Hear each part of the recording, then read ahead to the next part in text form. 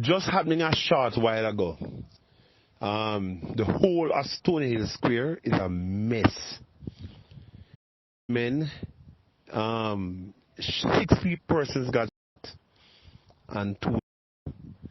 and bystanders got shot over the gas station and by the ATM and over the supermarket and over by the wholesale and everything. People running. They one man at the square, a guy who they came for, and another fellow who they wanted. They shot him up in the middle of the square. And the whole place is a mess, Stony Hill Square. So anybody and everybody avoid Stony Hill Square. 6 shot, 2 dead. And the entire place is in turmoil. And the guys weren't even hiding their face. About 5 men walked out, one in hoodie. And the rest of them, all young fellas between 14 and maybe 17 years old. And they came with high-powered guns and 9mm. And boy, I'm telling you, what a country. People. Que pasa, sapa, say what they do.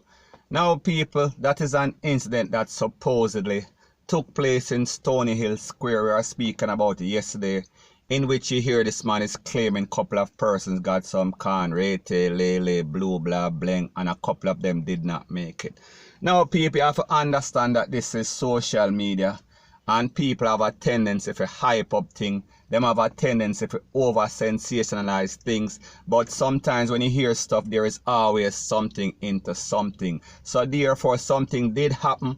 Was it as extreme as he said? Because like I said, people, this is the internet, this is social media. You can't listen to everything that you hear.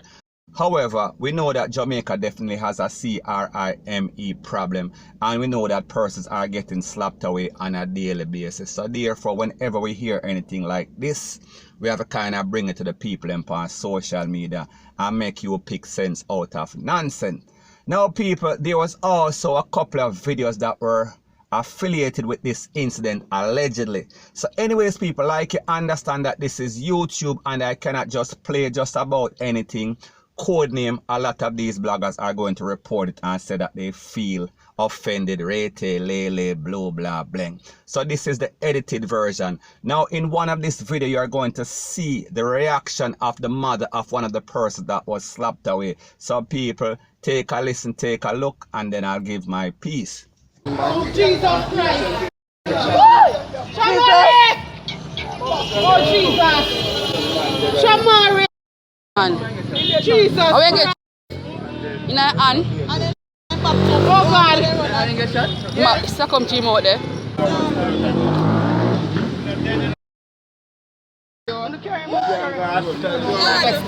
Shamari!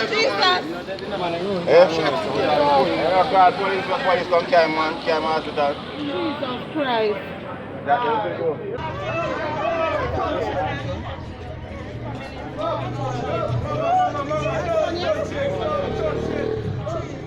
Can't touch him.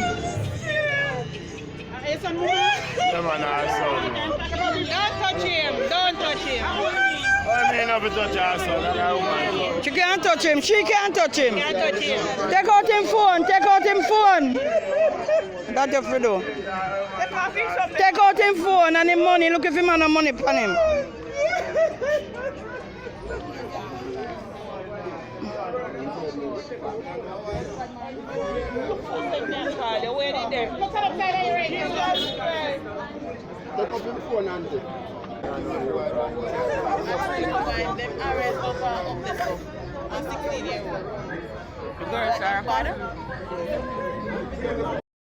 Now, people, what you saw in this video is a mother that pulled up on the scene and saw her son flat down upon his face.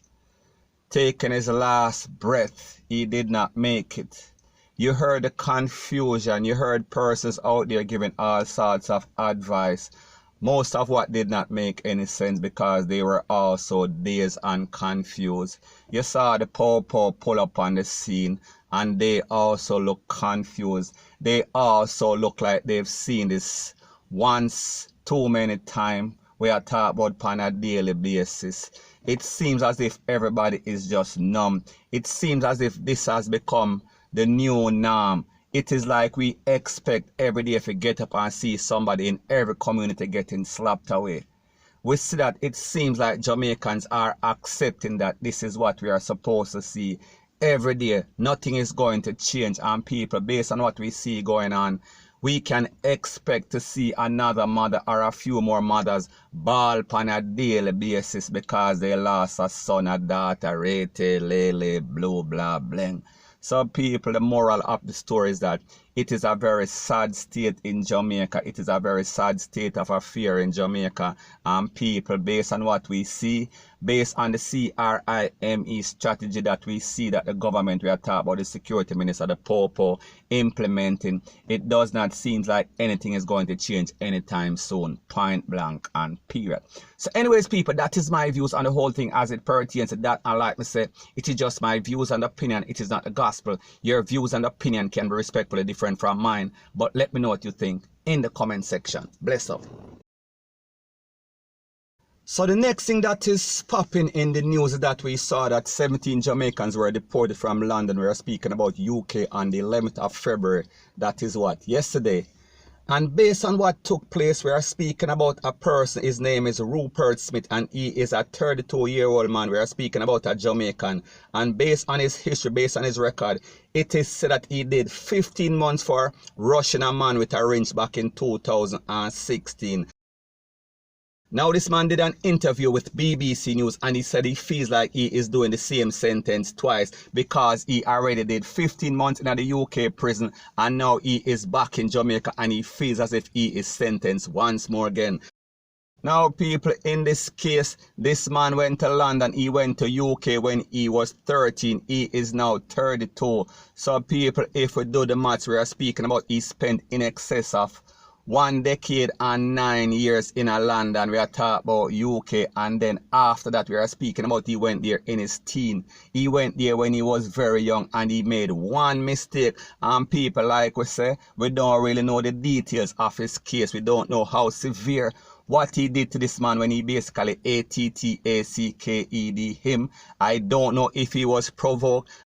But people, the truth and the fact that we are all human beings and we make mistakes, and sometimes we get irritated, sometimes we get angry, sometimes we get mad, and we do stuff that is normally out of character. However, a lot of persons get away with it.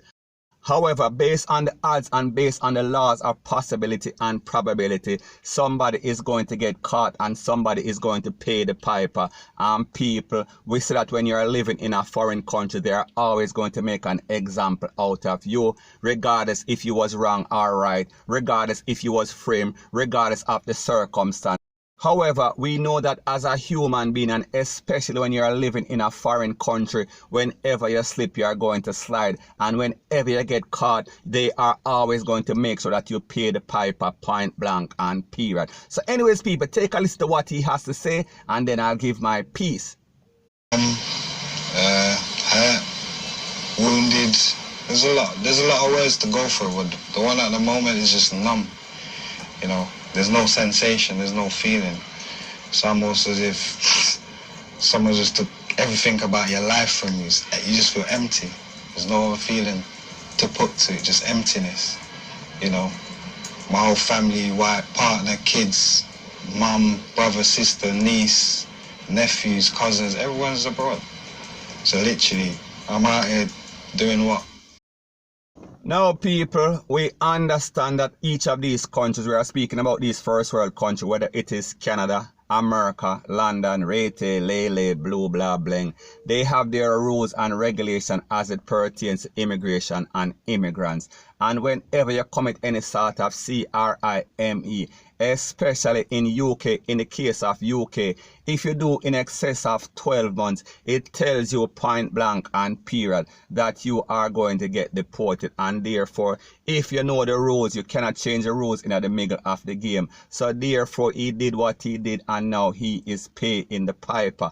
However, we have to also take other things into consideration. The fact that he was a little boy when he went to UK, the fact that he has established himself, he has a family there, he has 3 kids, he has a wife, he has mother, he has father, he has everybody in a UK and nobody in a Jamaica. So therefore, he is lost, he is dazed, he is going to be confused. And the truth and the facts that just based on that, just based on principle, morals and ethics. So the point that I am trying to make is that Jamaica should not accept somebody like that back based on his circumstances, based on the fact that he went to the UK as a little boy. So therefore, he did not leave Jamaica as a criminal and bring his criminal lifestyle in the UK. Whatever he did, it was based on what he learned there. It was based on a circumstance that happened there. So people, we have to understand there's a difference between a criminal alien and somebody that did a criminal act when they went to a foreign country. People have to learn to differentiate. And the truth and the fact is that, like I said before, we are all human and we make mistakes. We make errors in our life. However, some people have to pay a fee. But the truth and the fact is that even a lot of persons that are going to listen to this video right now and this review right now, they know that they did things in their life that would have gotten them deported from whichever country they are at. Point blank and period. So anyways, people, that is my views on the whole thing as it pertains to that. And like me say, it is just my views and opinion. It is not the gospel. Your views and opinion can be respectfully different from mine. But let me know what you think in the comment section. Bless up.